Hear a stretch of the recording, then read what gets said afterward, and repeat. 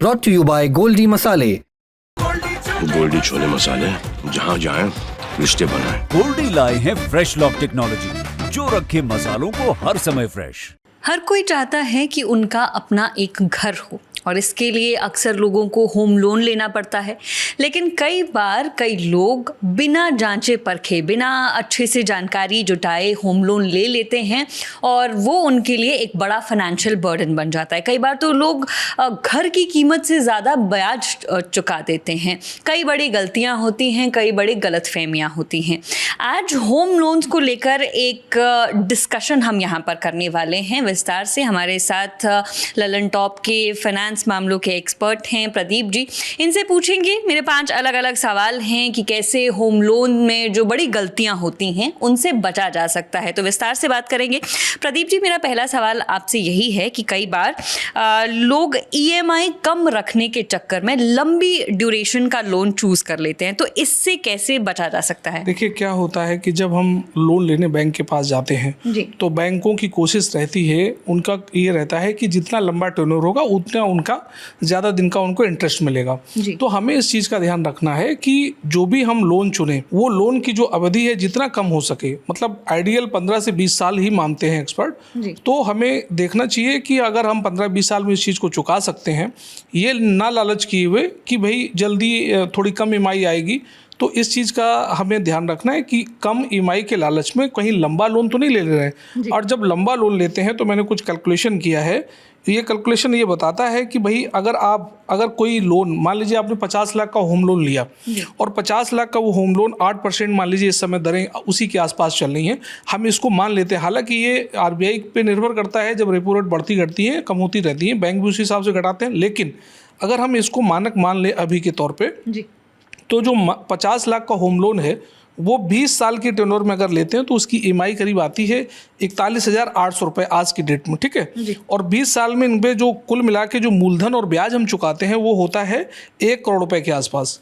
इसमें 2 चीज़ें हैं। एक तो 50 लाख का इसमें आपका जो वो है, आपका जो प्रिंसिपल है यानी मूलधन है वो चुकाते हैं, और 50 लाख रुपए हम ब्याज के मद में चुका देते हैं।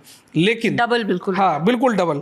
लेकिन एक इससे भी और जो डरानी वाली बात है वो ये है कि अगर आप टेन्योर 10 साल बढ़ा लेते हैं और आप 30 साल का लोन ये ले लेते हैं, बैंक के कर्मचारी भाई उनको तो अपना प्रोडक्ट बेचना है, हो सकता है वो कहें कि नहीं सर 30 साल का ले लेंगे तो आप पे ईएमआई का बोझ नहीं आएगा। तो आप अगर जैसे ही 30 साल का लोन या 25 या 30 साल का लोन चुनते हैं, मैं 30 साल का एग्जांपल बता रहा हूँ, तो ये ईएमआई जो आपकी घटेगी वो हो जाएगी 36,700 रुपये 50 लाख पे 30 साल के टेन्योर के लिए। इंटरेस्ट रेट सेम है 8%।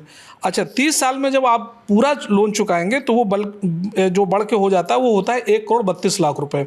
तो 1 करोड़ 32 लाख रुपए में आपकी 82 लाख रुपए की जो रकम है वो ब्याज की मद में जाती है।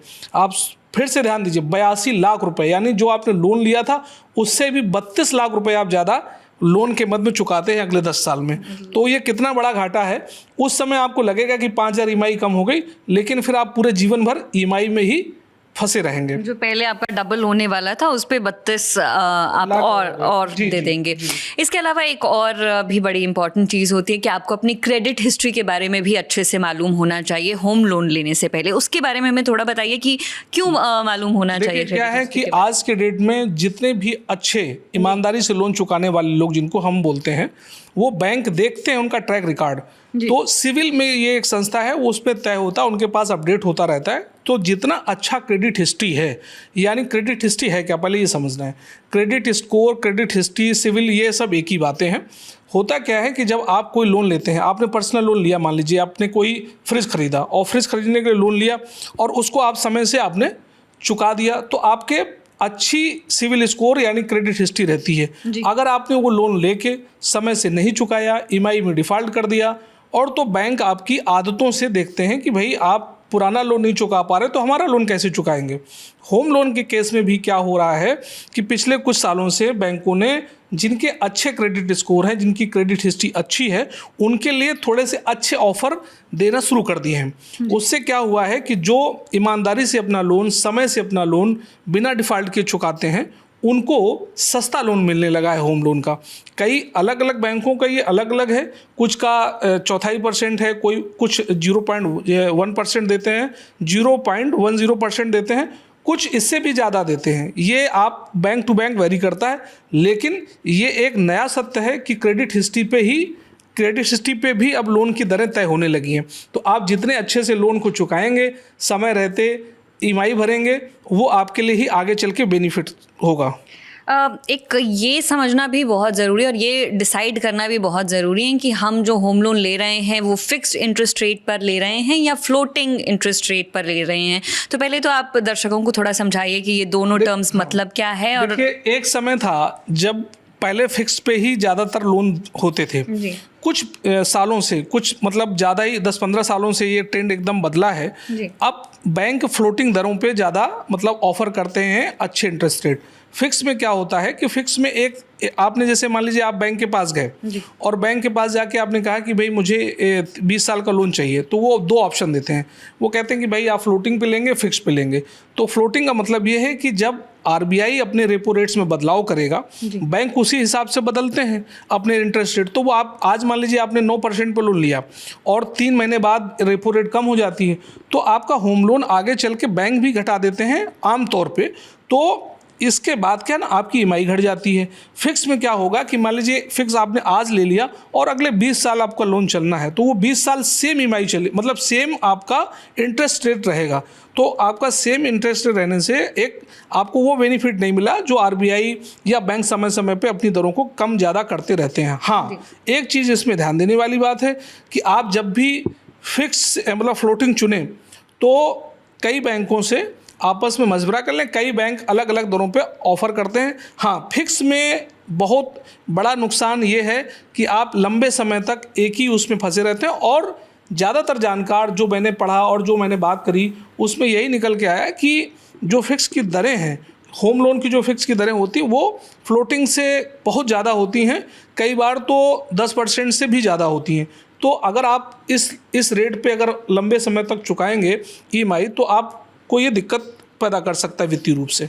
प्री पेमेंट को लेकर भी मैं आपसे प्रदीप जी जानना चाहूँगी, कितनी प्री पेमेंट करनी चाहिए, कितनी ज़रूरी है ये, और इससे कैसे असर पड़ सकता है लोन पर? देखिए, प्री पेमेंट क्या है कि प्री पेमेंट जैसे मान लीजिए आपने 20 साल के लिए एक सामान्य होम लोन आप लेने गए और बैंक में आपने 20 साल का अपना होम लोन करा लिया, ठीक है, वो चल रहा है। आपको लगा कि नहीं, अब मेरे पास बोनस का पैसा आया है, ठीक, या हमें लगा कि कहीं से कुछ हमें दूसरी अर्निंग हो गई और वो पैसा हम चाहते हैं कि हमारा जो होम लोन है उसमें जमा करें। और जो भी जितने भी बैंकिंग एक्सपर्ट हैं वो भी ये बात मानते हैं कि जितनी जल्दी आप उनकी किस्त को भरेंगे उससे आपके ऊपर ही बोझ कम होगा। जैसे मैंने अभी बताया कि जो आप 50 लाख होम लोन देते हैं 20 साल में, 50 लाख एक्स्ट्रा ब्याज दे रहे हैं, अगर हम उस ट्रेंड को ना करके हम अगर बीच बीच में अपने बोनस के पैसे को या कहीं से दूसरी आय को उसमें जमा करते रहें तो उससे लंबी अवधि, एक तो 2 चीज़ें हैं, एक तो आपका जो अवधि है वो भी घट जाएगी लोन की,